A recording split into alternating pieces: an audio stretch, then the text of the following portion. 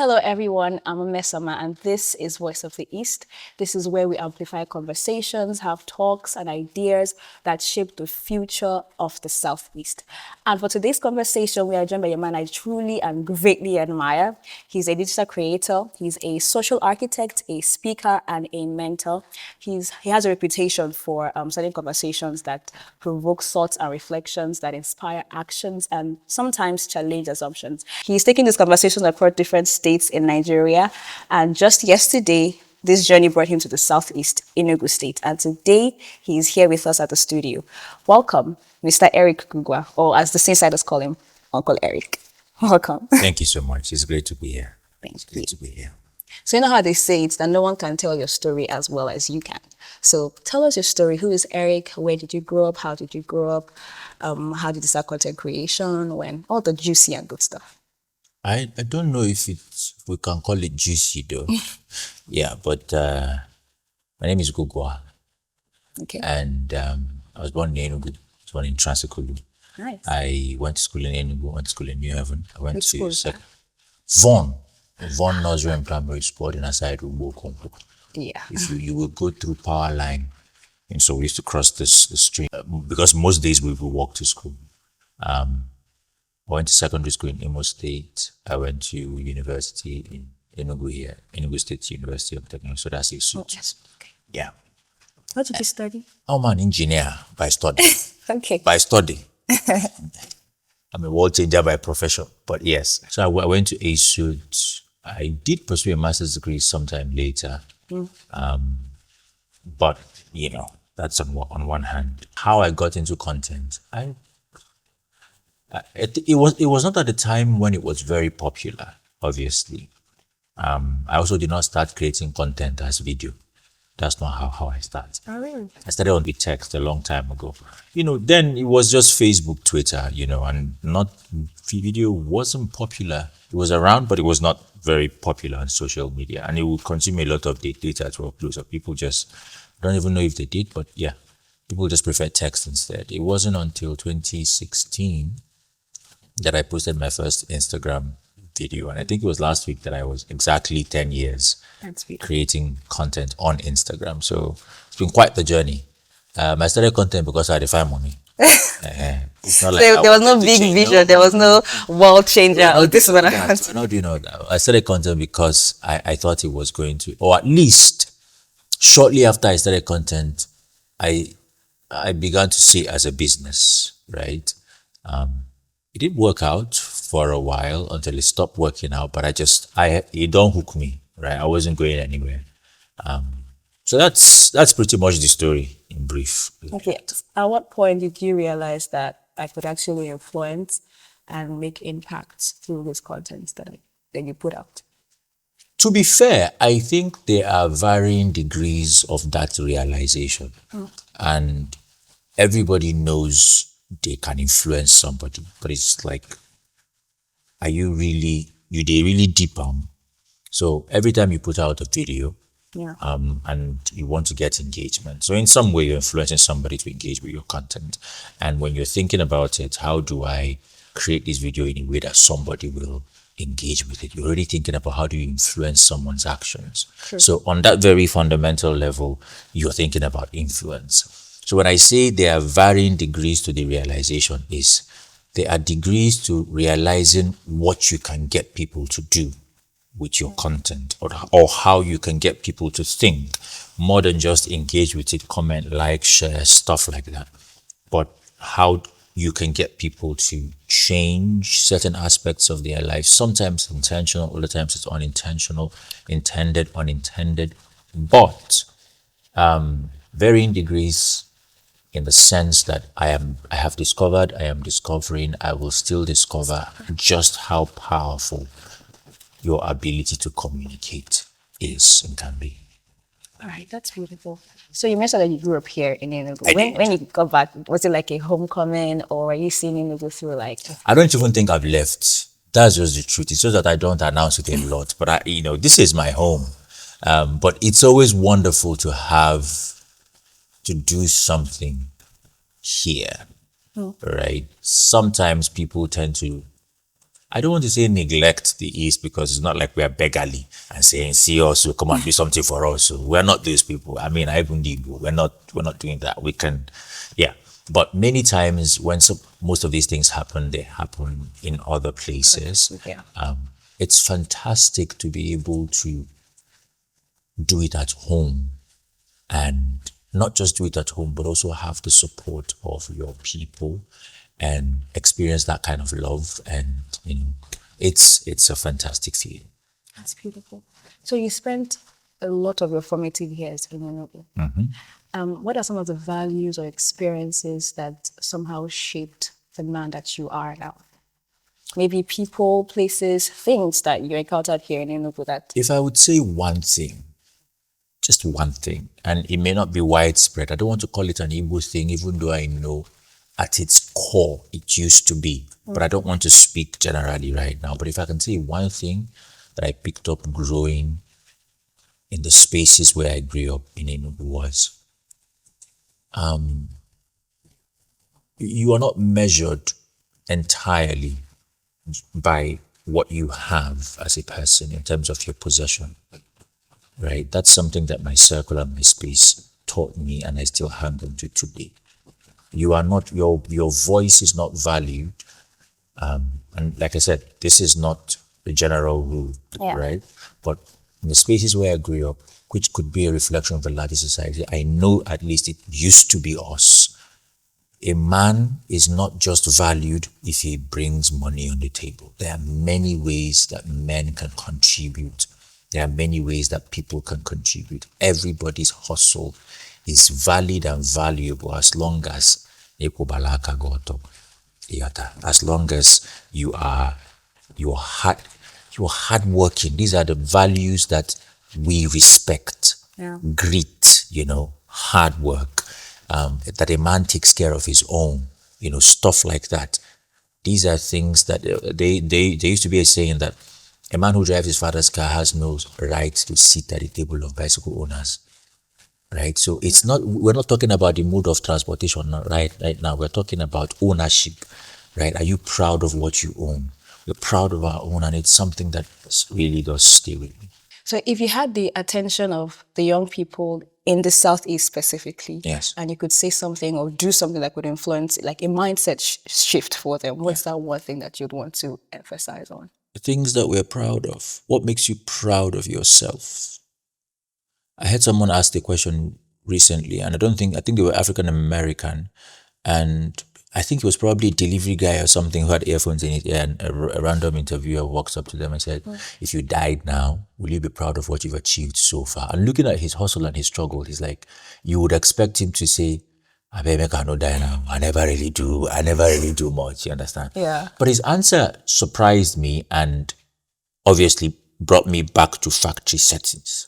And I love that when things can do that, because I'm open to that. He said, the impact I've had on my space, on my community, I am proud of it. So if there's any shift that I would like that young person to have, to remember is, or to live by is, what are you proud of? What are the things that you look at about yourself and you are proud of it? Right? When a young girl in the university is faced with a lecturer who say, Omo, if you think you're going to graduate from this university without, think again. And she values her body, her convictions, her morals, everything above whatever consequence can come her way just by standing her ground. And the world will laugh. And sometimes even one or two of your classmates where you share them with, will say, oh, more, get sense. They're waiting this person do, waiting that person do. And it happens to the men as well. It can happen in different ways. What do you look at yourself? And even when the world is laughing at you or don't trust in your decision, you beat your chest and you say, I'm proud of me. Right? And if that thing is only the zeros in your account, there's a serious reevaluation that needs to happen.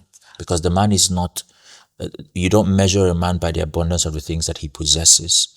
You measure him by the abundance of the things that possesses him. So it's like, what are you possessed by? That's about it. Needs like take a second to think. No, no, man, I dey drop, and I'm you, hey, I dey share, hey. But yes, Needs a minute to ponder on it that. is what it is. Okay. So you're taking these conversations across different states in the country. So after every BC, what's that one thing that you look at and say, okay, this was a successful convention? Is it the turn up of people? Is it the messages you get after the repost? What exactly are the metrics for determining if this was a successful event? The results of BC will come they will come in about 20, 25 years. At the earliest, maybe 10 years. At the earliest. But it will fully set in 20, 25 years. And I'm fine with that. Okay. But in the short term, you judge yourself by the standards of the goals you set before you set out. Right? I forget. Jesus Christ. Anyways, so because if you don't have it defined what you want to achieve, then how can you judge yourself? How do you even know when you failed? So here's the thing. Before I go out to deliver any lecture, I ask myself, it's not about applause. If you do aspire to Maguire enough, they will clap for you. Right. Somebody in the crowd will do, right? They will clock it. But it's like, what do I want? And I ask myself this question. Because you can create something charismatic outside of that and wow the crowd and keep people coming and keep the tickets selling. Yeah. Right? Here's the question I ask. If somebody in this crowd took my every word for it and shaped their life in accordance with my thoughts, the thoughts that I share, what would their life be like? That's the goal I'm looking at. Right? Yeah. And so every time that we are done, I ask myself, did I serve that idea enough? That's number one. And number two, in the comments, this is not the final result. It will come in much later. But at least in the comments that are coming in, what people are saying, is it aligned with the goal that I had? Or are we really just cheering because we raise money for somebody, or because, this guy, they speak English, and, and all those fringe things that are great. They make the event colorful, Yeah. right? And lively. That's what community is about. Belonging and harmony and joy and all that. But behind all of that, or before all of that, what are they saying that is in line and in keeping with the goals that you had before you set out? That's it. So 20 years from now, first of all, Southeast has some kind of perception from people outside of the Southeast. So in 20 years, 10 years, 5 years maybe, what is that one thing that you hope has changed about the Southeast? And what also do you think are the roles of the young people in this area to play to ensure that this change happens? I think a lot of things that will change in the Southeast has to do a lot with visionary leadership in the region.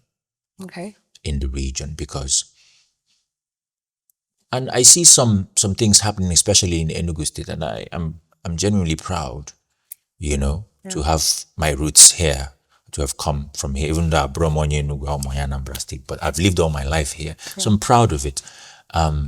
But you can't out-hustle a bad system. You can't out-hustle policies that are not designed or created to help you. That's why when I see some of these changes happening here, I'm like, great. Yeah. So on that level, I would say that leaders that care have got to continue to emerge. Right? Without it, boys can happen. Girls can. I don't know whether you get what I'm saying, because when you have a dream so big and you don't have an enabling environment, it's going to be. So on a policy level, we need to get it right with consideration to the direction that the youth is, number one, gravitating towards naturally, and then number two, the direction that we want the youth to gravitate. Because youths usually, young people gravitate in numbers towards areas where they feel they can compete, right? And so on a policy level, we need to make other areas open up to them. They need to see that I don't need to know somebody to thrive here. in our Enugu. There are things we need to see in in especially in states around here. Government-run projects should be able to be available to the normal person to be able to use, grow their communities without knowing somebody at the back before you can get, some kind of a allowance to get to use a facility or even be able to afford to use a facility. But so when the policies are in place, when these structures are in place, we will find that the area will just be more conducive. Oborebe people like nap to find greener pastures. Yeah. We need to be a place where people come into. because the environment is enabling. Somebody who has a community of 500 people wants to organize an event. And they're not the richest people in the world. They start.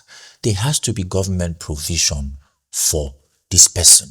You might charge 10 million or 15 million or 20 million to be able to use a space. It has to be enabling, right? Some of your opinions might earn you a good dragging on the internet. So how do you handle these negative comments when they come in? I have my phone and go and sleep. And I spoke about this yesterday. It was Reverend Downey Jr. who said, if I am self-aware at all, it's because I have grievously suffered for the times I was not. So I'm very self-aware. Now I am very self-aware. I know what I can handle, what I cannot. Yeah. I know the things that rile me up, and, just walk me. And I'm thinking about, why would I expose myself to such things? So many things that people write about me or say about me on platforms that are not my own, I don't consume. And on my own, because sometimes it comes to come and find you where you are. Yeah. Your comment sections, in your DMs, and people can be very... Your DMs? People can be very nasty. I don't... It's okay. It will pass.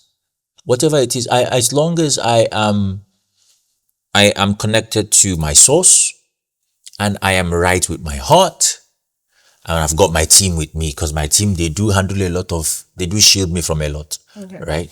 I'm fine. That's great. One last question. Yes. So beyond conversation, where's the next stop? Where are we looking at? Port Harcourt. Port Harcourt, we go. August 20th. Another southeast state. I don't know if it's southeast, but yeah, it is. It's in the south. So yeah, absolutely. We're touching down in Port Harcourt. Is there another southeast state that we're looking at sometime in the future? We're looking at all of them, but it's just which one are we going to go to, right? To be decided. To be decided. Yeah, but the next stop, Port Harcourt, August 29th. Okay. I know I said one last question, but one last question. Yeah. How do you decide which topics should go to each state? So how did you decide that, okay, Enugu State should have the Ladder North topic? Do you look at the states of the territory and then decide this? That's a very interesting question, and I can give you a deep answer to it, but I don't have a deep answer to it. So at the beginning of the year, we decided we're going to have 12 conversations. And we picked out 12 topics, right? And then... And to add to that, how did you come up with those topics? Were there like random thoughts that you came up with, or... The real answer to that question, I'm not going to share it. Okay. Because some people are going to take it and they will abuse it. So I'm not going to share it at all. However, I would say that myself and the people that I work with, and the things that I work with, we are very familiar with the kind of work that we do. So I don't generate them on my own, right? What are the things that we can talk about in this talk? So the community is helpful. When I mean the community, the collective, the group, we at Sainside, my team, my people, we contribute towards that, and then we come up with a structure on how it should go. So when we come up with general areas, then we start looking for names for the general areas to, obviously make it attractive and all that. When we're done with the 12 conversations, then we say, okay, this is when we'll go here. But we don't say this one we fit this state. This one we don't do that. We just say this is because at the end of the day, it's curated to be a 12-part series. It's not meant so that you can consume the one that came to your state. Because people forget Beyond Conversation is an online event. Yes. It's an online event, right? So we have more people online than offline, right? So it's supposed to be you consuming 12 parts of this one conversation. It's not 12 conversations, even though it's 12 topics. It's one conversation, but it's 12 topics, right? So people are supposed to consume, it's connected, it's all connected. So even if we say, let's discuss this one in Enugu, and Enugu people come and listen to this one, if you're not listening to the one before it and the one after it, you're not getting the full picture. Okay, so I'm going to go back and go find the other ones before. Very, very important. Very important. And you should do so too if you haven't. Thank you so much for joining us at the studio. Absolutely. It's a pleasure to listen to you talk, hear the things that come out from your mouth. It's very mind shifting. I don't, it sounds like you're mentioning, We don't do that here, right? That's, yeah. Okay. Thank you so much. This is Voice of the East. Of course, like, comment, and share this video with every single person in your community. Thank you.